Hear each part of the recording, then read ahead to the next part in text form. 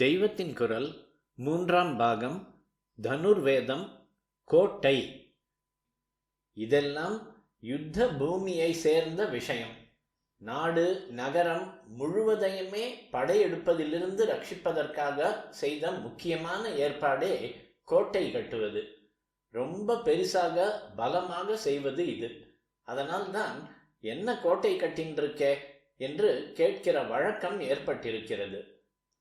ராஜஸ்தான் ராணாக்கள் சித்தோரில் விசேஷமாக கோட்டைகள் கட்டினார்கள். சிவாஜியும் மகாராஷ்டிராவில் நிறைய கட்டியிருக்கிறார். அரண் என்று கோட்டை, அகழ் என்று அதை சுற்றி ஜலம் இருக்கும்படி வெட்டுவது முதலானவற்றில் தமிழ்நாட்டு மூவேந்தர்களும் சிறப்பு பெற்றிருந்தார்கள். திருக்குறளில் அரண் என்றே 10 செய்யுள் கொண்ட ஒரு அதிகாரம் இருக்கிறது. பொது ஜனங்களுக்கு யுத்த அபாயம் இல்லாமல் பெரிய காப்பாய் இருந்தது அரண்தான். அதனால்தான் தர்மத்துக்கு அரண், சத்தியத்துக்கு அரண் என்றெல்லாம் பெரியவர்களை கொண்டாடும் போது சொல்கிறோம். கோட்டைக்கு சம்ஸ்கிருதத்தில் துர்கம் என்று பெயர். சுலபத்தில் பிரவேசிக்க முடியாதது என்று அர்த்தம். இகத்திலும் பரத்திலும் பெரிய ரட்சையாக இருக்கிற அம்பிகையை துர்கா என்கிறோம். வடக்கே துர்க் என்று முடிகிற அநேக ஊர்கள் அங்கே எல்லாம் பூர்வத்தில் கோட்டைகள் இருந்ததை காட்டுகின்றன. கட், காடா என்று முடிகிற ஊர்களும் இப்படியே தான்.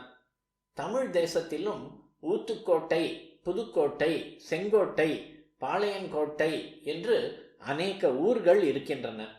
செஞ்சிக்கோட்டையும் வேலூர் கோட்டையும் டூரிஸ்ட் சென்டர்களாக இருக்கின்றன. இவற்றிலே எத்தனையோ மர்மங்கள். பண்டங்களும் மனுஷியர்களும், முக்கியமாக ஸ்திரீகள், எதிரிகள் கையில் சிக்காமல் இருப்பதற்காக நிலவரை என்று அண்டர் கிரவுண்டில் வைத்திருப்பது முதலான பல ஏற்பாடுகள். வியூகம் மாதிரியே கோட்டையிலும் பல அமைப்பு முறைகள் உண்டு. கோட்டை நிர்மாணத்தாலேயே நாடு நகரத்துக்கு க்ஷேமம் உண்டாகும்படியாக அவற்றை சாஸ்திரவத்தாக மந்திரபூர்வமாக பண்ணவும் வழி இருக்கிறது. சயனம் என்பதாக வேதத்தில் யஜ்ஞங்களில் செய்த கட்டுமானங்களுக்கான ரூல்களின் அடிப்படையிலேயே கோட்டை நிர்மாணம் செய்யப்பட்டதாக சொல்கிறார்கள். மனுஷ்ய சாமர்த்தியத்தோடு மந்திரங்களாலும் வைதிகமான வடிவமைப்புகளாலும் ஏற்படுகிற தெய்வ சக்தியும் கோட்டை அமைப்பதில் பிரயோஜனமாய் இருந்திருக்கிறது. ஸ்ரீ சக்கரம், ஷட்கோணம், சுதர்சன சக்கரம் என்றெல்லாம் சொல்பவை கூட சிலவித வடிவமைப்பினாலேயே திவ்ய சக்தியை பெறுவதுதானே. இப்படி காஞ்சிபுர நகரத்தையே ஸ்ரீ சக்கர ரூபத்தில் ஆச்சாரியால் புனர் நிர்மாணம் பண்ணி தந்தாராம். கோட்டையிலும் இப்படி சக்கராகாரம், பத்மாகாரம் என்று பல டிசைன்கள்.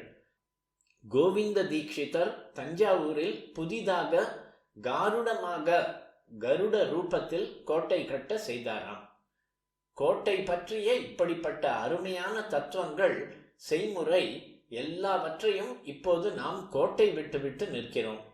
பழைய கோட்டை அத்தனையும் ரெலிக்காக, இடிபாடாக நிற்க விட்டிருப்பதுதான் நம் பெருமையாய் இருக்கிறது.